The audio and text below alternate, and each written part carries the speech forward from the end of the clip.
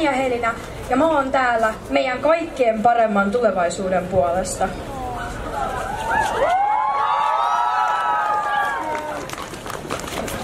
Monet henkilöt aattelee, että sillä ei oikeasti ole yhtään mitään väliä, että mitä sä itse teet. Eihän se kumminkaan mihinkään vaikuta. No mut oikeesti kukaan meistä ei ole ikinä liian pieni tai mitätön muuttaakseen asioita, jos sulla on oikeasti siihen tahtoa. Nimittäin, jos me ihan oikeasti halutaan muuttaa asioita, meidän on myös pakko tehdä jotain sen eteen. Me ei voida jatkaa elämistä samoilla tavoilla, jotka johti meidät tähän sotkuun.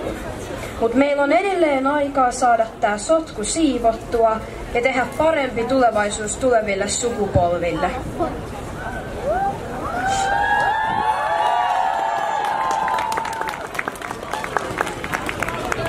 Meidän vallanpitäjillä on ollut ihan liian kauan mahdollisuus olla välittämättä ilmastokriisistä. Mutta me ei enää voida jatkaa, me ei enää voida antaa niiden jatkaa välinpitämättömyyttä, joten meidän on ryhdyttävä toimiin. Me voidaan yksinään, aivan meidän henkilökohtaisilla valinnoillamme vaikuttaa jo paljon. Me voidaan esimerkiksi ostaa vaatteita kirpputoreilta, sijoittaa kestävämpiin valintoihin ja vaihtaa edes vaikka yksi liharuoka kasvisruuaksi, ihan näin muutaman nyt mainitakseni. Sillä joka ikinen meidän tekemä päätös vaikuttaa.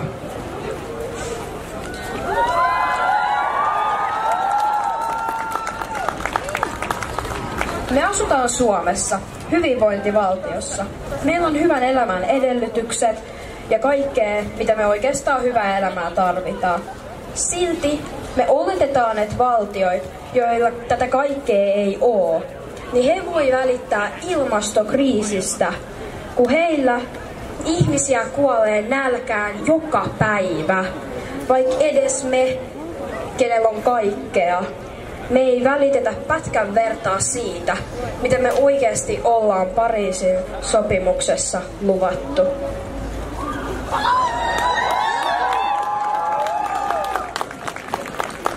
Jos me ei aleta ajattelemaan, että mitä pitäisi tehdä, meillä ei ole toivoa. Nimittäin meidän pitää ajatella kriisiä sellaisena kriisinä, mitä se oikeasti on, koska ilman sitä me ei myöskään voida selvittää sitä kriisiä. Me ei olla kokoonnuttu tänne pyytämään, että vallanpitäjiä kiinnostaisi. He ovat kääntäneet meille selkänsä aiemminkin ja luultavimmin tekevät sen taas. Mutta aikaa kuluu vauhdilla ja me ollaan täällä kertomassa, että muutos tulee. Pidittepä te siitä tai ette.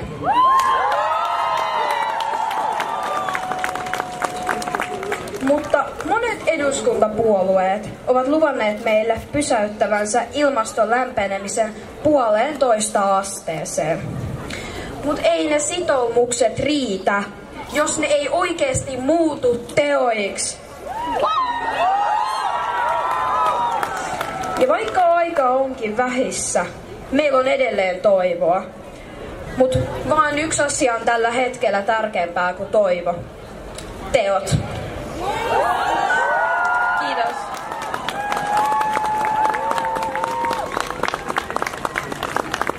Ilmastonmuutoksesta. Haluamme vaikuttaa meidän ja tulevien sukupolvien tulevaisuuteen. Aikuiset väittävät välittävänsä lapsistaan eniten, vaikka itse tuhoavat heidän tulevaisuuttaan.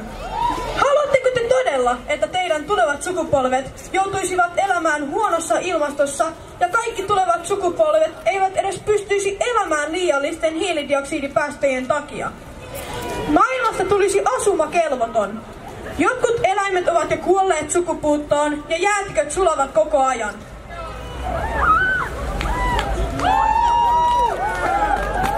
Ilmastonmuutos voisi hidastaa. Ja jos ihmiset eivät ajaisi yksin autoillaan tai matkustaisi lentokoneilla, naudan, lihan ja juuston tuotanto lopetettaisiin. Tai niitä edes vähennettäisiin. Koteja ei lämmitettäisi liikaa ja fossiilisten polttoaineiden käyttö lopetettaisiin. Haluamme, että päättäjät tekisivät omilleen mailleen ja kaupungeilleen pakotteita, että hiilidioksidipäästöt pysyisivät kurissa. Tilanne on vakava ja se on saanut meidät toimimaan, mutta miksi kaikki eivät toimi? Asioista luopuminen voi olla vaikeaa, mutta jos kaikki toimisivat yhdessä, se voisi olla helpompaa ja nopeampaa. Mutta miksi emme ole tänään koulussa? Mitä järkeä on käydä koulua, opetella asioita ja puhua ilmastonmuutoksen vaaroista, jos asiasta vain puhutaan, eikä tehdä omillaan valinnoillaan mitään? Ei ole reilua haluta pelastaa maapallo, jos toiset eivät halua tai jaksa tehdä asialle mitään. Aikuisten ja lasten täytyy tehdä yhteistyötä. Haluamme, että aikuiset ottavat lapset tosissaan, eivätkä kuuntele vain vaikutusvaltaisia poliitikkoja. Lapsena tuntuu, että aikuiset eivät edes kuuntele, mitä lapset sanovat, ja tunnumme olevan hyödyttömiä. On hyvä asia, että saamme äänemme kuuluviin. Tuntuu hyvältä olla huomioitu ja kuunneltu näin tärkeässä asiassa. Yhdessä pystymme vaikka mihin!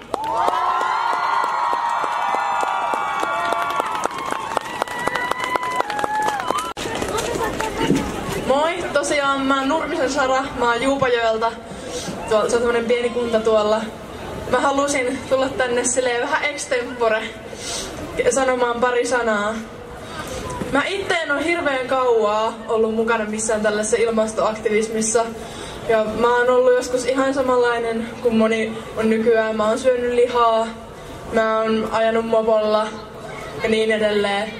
Mutta se on hyvä esimerkki siitä, että jokainen meistä pystyy sitä vaatii vaan sen, että tajuaa sen, sen, että se muutos täytyy tehdä. Se saattaa tarkoittaa sitä, että se luopuu jostain. Ja se muutos saattaa pelottaa, mutta se täytyy vaan tehdä. Ja mikä mun mielestä on aivan pielessä tässä maailmassa, on se, että jos sä välität ympäristöstä, niin sit sua haukutaan ituhipiksi. Niin eikö se pitäisi olla just päinvastoin, että jos sä vaan tuhoat tätä maapalloa ja elät niin kuin miten sattuu, niin sitten sua pitäisi katsoa vinoon, eikä silloin jos sä välität.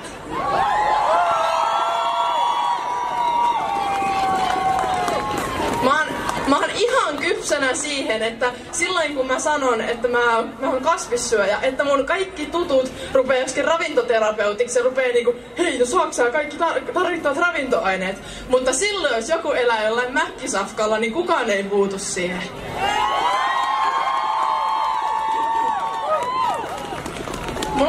Ei mulla oikeastaan mitään muuta, mutta siis vaikuttakaa te ihmisiin teidän lähellä. Nyt sitä selkärankaa, että saadaan muutos.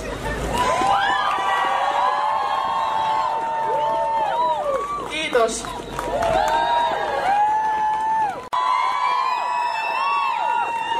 Mä kirjoitin eilen Snapchattiin tällaisen tarinan, kun mua hermostutti tää ihmisten asenne tätä ilmastomarssia kohtaan. Ja me vähän luotaan mun kaverin kanssa tätä mun tekstiä. Eli. Ja sitten mun mielestä nämä Alinan sanat oli ihan hirveän hyvin muotoiltuja. Ja sitten mä repostasin sen mun oman MyStoryin, josta sitten repostattiin vielä eteenpäin. Eli monet oli ihan samaa mieltä. Eli tämä on teille, jotka sanotte, että ilmastolakko on vain se tekosyy nuorille lintsata. Ei, sitä sen ei kuuluisi olla. Sen alkuperäinen keksijä Greta Thunberg istui joka ikinen perjantai monta tuntia kaupungintalon portailla kyltin kanssa, ei kotona katsomassa Netflixiä. Koska mitä vaikutusta pelkällä kotona olemisessa olisi? Minä ja monet muut, te kaikki siellä, ei käytetä tätä tekosyynä lintsata, mutta mä en tietenkään voi puhua kaikkien nuorten puolesta. Ja sinä, joka aiot käyttää tätä tekosyynä lintsata, häpeä, koska pilaat samalla ilmastolakon ja kaikkien meidän nuorten maineen maailman ja ihmisten silmissä. Kiitos, että olette tullut tänään. Teille, joiden mielestä ilmastolakolla ei ole vaikutusta päättäjiin. Miten tämmöisellä tempauksella, joka on saanut jo nyt näin paljon huomiota mediassa ja herättää näin paljon keskustelua, ei ole merkitystä? Vaikka meidän nykyinen eduskunta ei kuuntelis, niin ehkä ihmiset ja aikuiset, jotka näkee meidät täällä tänään, äänestää kuukauden päästä semmoisia ehdokkaita, jotka kuuntelee. Joten iso kiitos teille kaikille, että olette tullut tänään ja tehdään tästä yhdessä päivä, joka muistetaan vielä pitkään. Kiitos!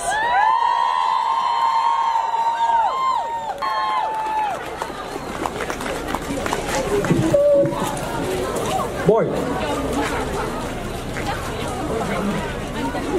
Yes. Moi, mä oon tosiaan Tuure. Mun takana tässä on Saamen lippu. Saamelaiset on yksi alkuperäiskansa, Euroopan ainoa alkuperäiskansa. Meitä löytyy Suomesta, Ruotsista, Norjasta ja Venäjältä. Me ollaan arktisen seudun alkuperäiskansa, mikä tarkoittaa, että ilmastonmuutos vaikuttaa suoraan meidän perinteisiin elinkeinoihin, joihin kuuluu kuuluisasti poronhoito. Jos ilmastonmuutokselle ei tehdä mitään, niin se ei pelkästään tuhoa meidän luontoa ja meidän elinkeinoja, meidän tapoja, mutta se tuhoaa myös satoja pieniä kulttuureja ympäri palloa sekä arktisen seudun, mutta ympäri maailmaa. Suomen pitäisi ottaa enemmän vastuuta sen vähemmistöjen suojelemisesta kuin esimerkiksi kaivosalasta pohjoisessa.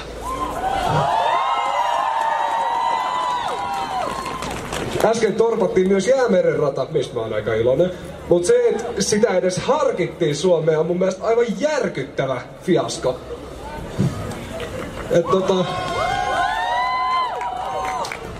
Ilmastotekoja.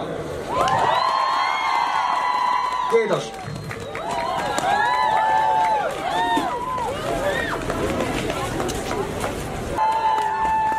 Moi! Ensinnäkin shoutout kaikille, jotka puhuu täällä ahdistusta huolimatta. I'm gonna repeat everything I say in English, just because not everyone here knows Finnish, but I don't know Swedish, so sorry for the Swedes, I don't know Swedish. Eli on tämmönen sanonta, kun yhdessä olen vesipisara, yhdessä olemme valtameri. So together, sorry, alone I'm a raindrop, together we are an ocean. Toisena mä haluaisin huudattaa teitä sen verran. Mä en tiedä, kaikki, jotka oli ilmastomarssissa viime vuoden puolella, ne huudettiin paljon, että nyt on pakko. Eli huutakaa perässä. Nyt on pakko. Nyt on pakko. Kovempaa. Nyt on pakko. Nyt on pakko. Vielä kerran. Nyt on pakko. Nyt on pakko. Kiitos. Yes, tervetuloa. Moi! Moi, tää on lujalla. Moi, mä oon Inari ja tässä on mun koira Maki. Ja mä oon kirjoittanut tämmösen ilmastoahdistusrunon ja mä en oo lukenut tätä missään aikaisemmin, koska mua on ahdistanut tää asia. Ja musta tuntuu, että tää olisi nyt niin kuin oikea paikka lukea tää. Mennäänkö Maki? Joo, hyvä. Minua pelottaa, että maailma kaatuu niskaan. Joku päivä en enää puhtaalla vedellä tiskaa. Ihminen tuhoaa ensin luojansa, sitten itsensä. Olemme omahyväistä sakkia, pelaamassa ihmiselämillä shakkia. Me tukehdumme muoviin, jos ei joku tartu ruoriin. Ei se koske meitä, sanoi mies ja osti muovipillin. Samalla kaatoi sademetsän ja eläimenkin villin. Osta muovipussi ja vittu tukehdu siihen, koska niin siinä lopulta käy. Olemme jo matkalla puolitiehen. Vuosi 2025, 2/3 vettä. Voisitko kuvitella? Voi että, ei vettä. It's so golden here, where's the global warming? I'm sorry Mr. Trump, että olen suojassa Petrafolkin. On se kiva, että kesällä on kuuma. Ei se lämpöhalvauksiin kuolleiden määrää muuta. Emme voi paeta, emme voi juosta. Nousta täältä itse aiheuttamasta suosta. Tämä ei voi jatkua näin. Tämä ei saa jatkua näin. Meidän on muututtava. Maailman on muututtava. Me kaikki kuolemme aikanaan, mutta minä tahdon ainakin kuolla kauniiseen maisemaan. Ei minä halua puhua siitä. Teit mitä teit, sanoit mitä sanoit. Eivät he kuule. Älä tyttö hulluja luule. Eivät he muutu, eivät he suutu. Kohtahan me kuollaan kaikki. Turha tässä alkaa mitään hössöttämään. Kaikesta huolimatta minua pelottaa. Kiitos.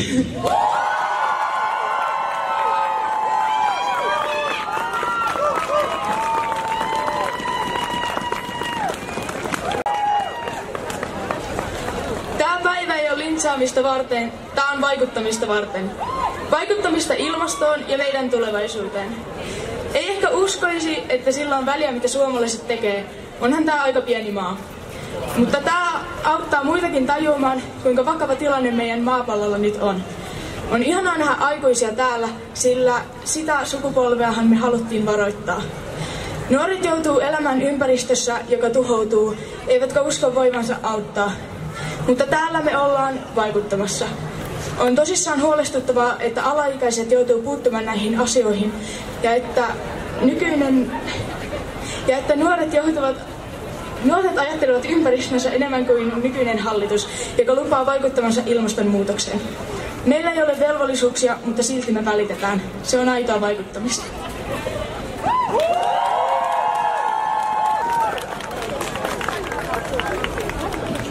Moi! Mä oon siis Elsa ja mä esitän runon nimeltä Ikuisuus.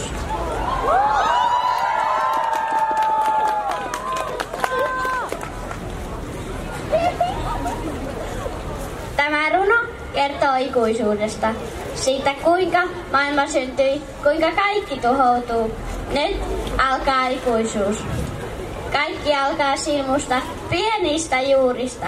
Sitten tulee runko, varsi vahva korkea. Ja sitten tulee kukat, kauniit kiehtovat. Vielä tulee lehdet, happea tuottavat. Ja sitten tulee kuolema, on senkin tultava. Kuihtuu kukat, lehdet varsikin, juuret selviää. Alkaa ikuisuuden vanne, kiertää uutta ympyrää.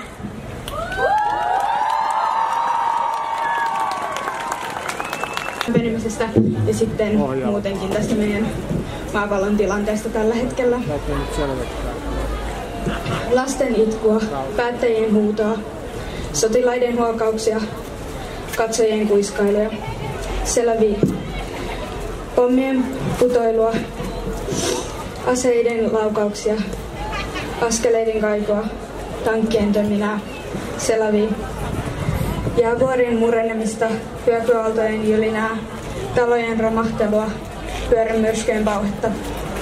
Se lävii meeskö apretsyy, mutta onko kuitenkaan?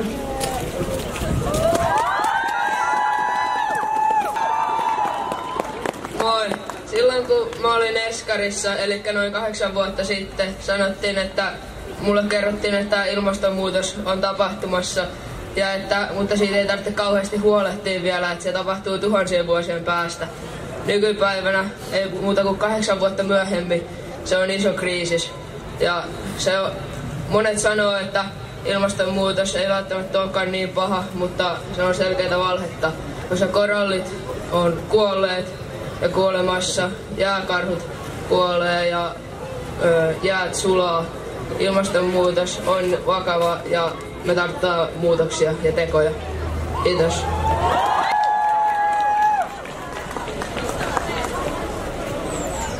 Hei, mä olen viestin välittäjä. Kuoleman pelko saa ahneeksi ja karttuttamaan kauneutta, varallisuutta, terveyttä ja niin edelleen. Serotoniinierot ihmisten kesken luovat siten statusta, kuka on kauempana välitöntä kuolemaa ja dopamiinien kyllästämä. Näiden hierarkioiden tekeminen kuluttajuudella tuo markkinat. Kuka pitää eniten hauskaa elämän kustannuksella voittaa. Liiketoiminta on välitysverkostojen luomista ja niiden paisuneisuus luo ilmastonmuutoksen. Loppu.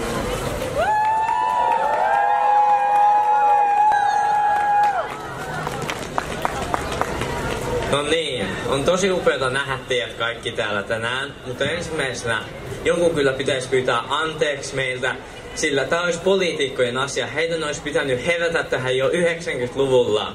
Ilmastonmuutoksen tunnusmerkit on ollut näkyvissä vuosikymmenien ajan, mutta silti maailman suurinta valtiota, Yhdysvaltoja, johtaa ihminen, joka ei edes tunnusta ilmastonmuutosta.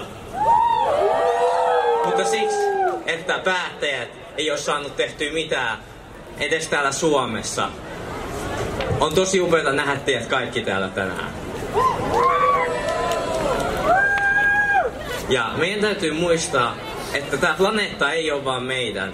Maapallolla on 3-100 miljoonaa muuta kasvia, eläinlajia ihmisten lisäksi. Ja meillä on vastuu pitää myös näistä lajeista huolta ja taata niille lajeille mukavat elinolot. Kaiken lisäksi, jos ilmastonmuutos lähtee kunnolla käyntiin, sitä seuraa ihan valtava humanitaarinen katastrofi ja meillä on mahdollisuus vielä estää se, mutta se mahdollisuus ei ole enää pitkään. Ei mulla muuta sanottavaa.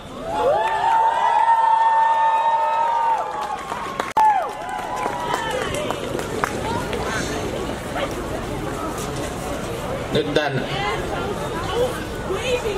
sanon vain niinku oman mielipiteen tästä ilmastonmuutoksesta. Tiede on todistanut, että se tapahtuu. Mikään uskonto ei tule pelastaa sitä, eikä tule pelastaa. Amerikka on pahin tekijä ja tuskin tulee muuttumaan todella pitkään aikaan. Ja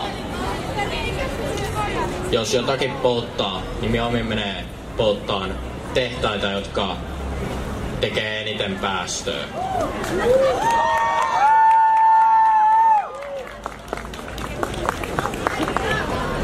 Ja mieluummin niin ihmiset menee ympäristöystävällisemmäksi, kierrättää enemmän, käyttää vanhoja tavaroita enemmän kuin että heittää uudet puhelimet heti roskiin, kun uusi iPhone tulee.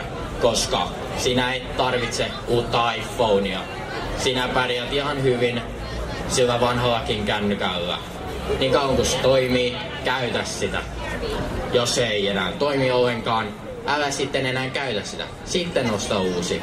Mutta jos se pystyy vielä käyttämään, niin käytä. Älä mene ostaan uutta tavaraa, jos sinä et tarvitse sitä.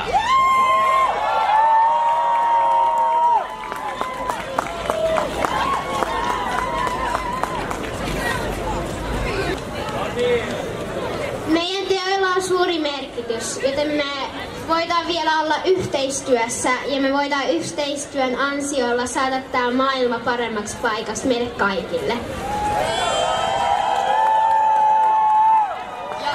Tosi monet ihmiset sanoo nykyään, että ei sillä ole kuitenkaan mitään väliä, mitä mä teen. Mutta kyllä yksi ihminen voi tehdä tosi suuren vaikutuksen.